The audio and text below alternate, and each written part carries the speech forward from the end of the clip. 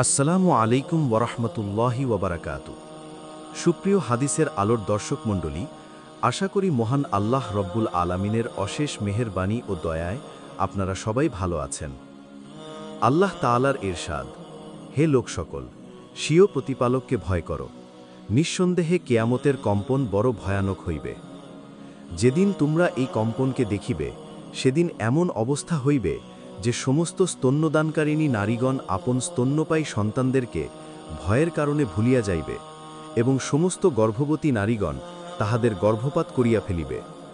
আর লোকদেরকে নেশাগ্রস্তের ন্যায় দেখা যাইবে, অথচ তাহারা নেশাগ্রস্ত হইবে না, বরং আল্লাহ তাআলার আযাবই বড় কঠিন, যে কারণে তাহাদিগকে আত্মহারা বিহব্বল মনে হইবে। সূরা হজ ১-২। হে আল্লাহ, আমাদেরকে সেই মহা আতঙ্কের দিনে নিরাপত্তা দিন এবং আমাদেরকে শান্তি ও দয়ার অন্তর্ভুক্ত করুন।